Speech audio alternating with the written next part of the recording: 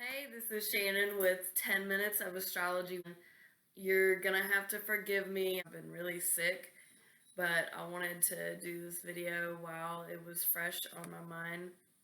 I'm gonna start by showing you the chart, and then we're gonna go to the bigger picture just so I can talk about everything. So today we're going to be talking about the full moon happening on March 7th, 2023 at 7:41 Greensboro, North Carolina, U.S. time. If you're somewhere else in the world, it's just gonna be your time zone for this full moon. This full moon is happening at 16 degrees 40 minutes. The sun is in Pisces, moon is in Virgo. The sun in Pisces is a very ethereal place on a daily basis. The sun represents day in, day out.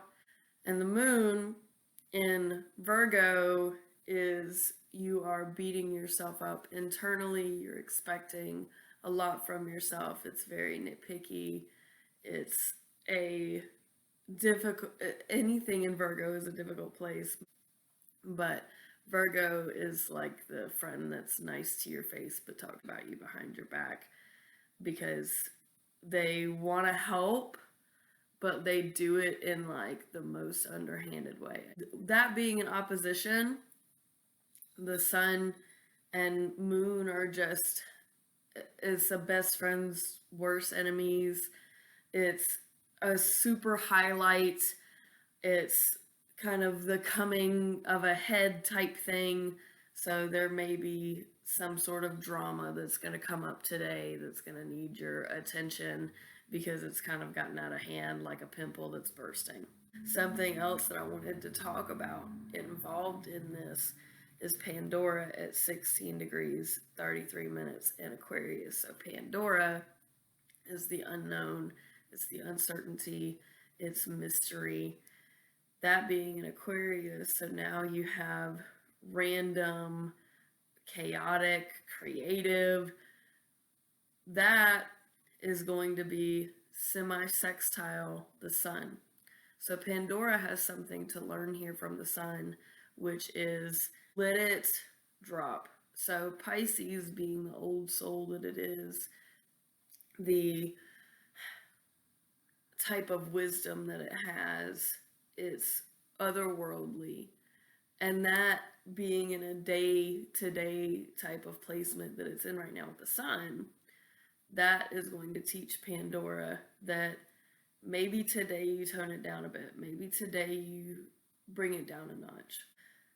Pandora is in conjunct the moon in Virgo. So what does that mean? Well, that's a very irritating aspect because Pandora doesn't like somebody who's beating themselves up internally and having a bunch of insecurities. And the moon in Virgo is going to be very particular about how wild and random and just Virgo doesn't like surprises. Don't ever give Virgo a surprise party. They'll hate it and they'll just rip you apart for it. Save those for Aries, Gemini, the air and fire signs.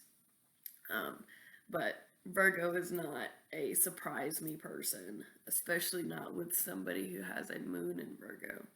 So what we're looking at here is the moon in Virgo is irritated that Pandora in Aquarius is this lively, mysterious, just quirky, like, think of a clown that's just doing way too much and doing very inappropriate tricks. That's a turnoff to the moon in Virgo, whereas Pandora in Aquarius is irritated by the moon in Virgo for being so prudish and being so involved in themselves and how they're supposed to be viewed. And, that's like, get out of your comfort zone. So that's going to be very irritating. The more earth and water signs you have, the more irritated you're going to be at people that are loud and out of the box and having fun, and people that are fire and air oriented are going to be irritated by stuck up and fussy and prudish. The other things that I wanted to touch on, something that I've been touching on that's coming at like a way height right now, is Saturn is 1 minute away from going into Pisces. I've gotten comfortable with Saturn and Aquarius, and we are about to see a massive emotional change. There is about to be heartbreak right around the corner. And so don't be blinded right now by the comfort of Saturn in Aquarius, because it's been fun, it's been insightful, it's been a very cathartic experience, especially at 29 degrees 59 minutes. It's at the last part of the sign. With that, semi-sextile Pluto in Capricorn, which is also at its last few minutes, being at 29 degrees 39 minutes. I've talked about Pluto in Capricorn before. Pluto is transformation, sex, death, reincarnation.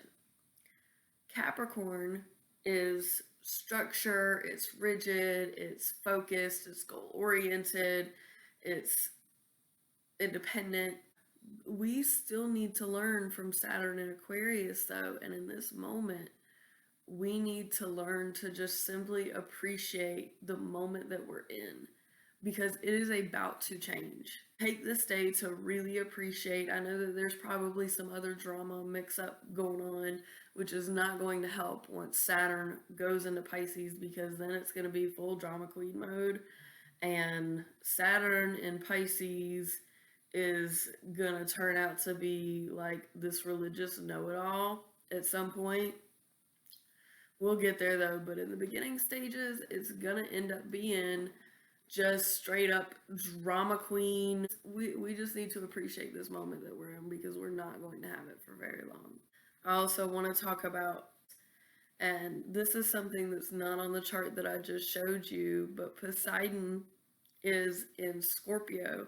They're both at 15 degrees. Uranus is at 15 degrees 44 minutes. Poseidon is at 15 degrees 45 minutes. So they're a minute apart. Uranus in Taurus is homely, it's comfortable, but there are going to be changes in the home. There's going to be pets coming in and out of their home, possibly infestations coming in and out of the home. Taurus is, the bull is an animal. And Uranus is crazy. Taurus is homely and comfort, and Uranus is out of the box and spastic and chaotic and lightning. So there's a lot of changes going on in the home, a lot of people moving around, a lot of stuff going on with the housing market. That in opposition to Poseidon, which rules the oceans in Scorpio. Watch closely your water bill and the weather, because there's going to be a lot more within probably the next 2 weeks. This isn't going to last all too long. Poseidon moves faster than Uranus, so it's also retrograde, so they're going to come closer and cross paths before, and Poseidon is going to go at this opposition again in the future. The point that I'm trying to make is that there may be something like an early monsoon, or there's going to be like a dam that breaks. There's going to be something big that happens with water that is unexpected because of this alignment. The last thing that I want to talk about, something that I've been talking about that's going to be going on for a while. Eris is at 24 degrees 40 minutes in Aries, and Neptune is at 24 degrees 47 minutes in Pisces. So Eris is the wild goddess that has a lot of power, and Neptune is the ethereal. It's in the perfect placement for itself. So it's a semi-sextile means that somebody has to learn something here. Neptune has to learn from Eris. What is Neptune learning? Shake it up. So thank you so much for watching. If you like my stuff, like and subscribe, follow me, and support me on Patreon. I do put stuff there that isn't seen anywhere else. And you can always book a reading with me or some time with me. Peace out, fam.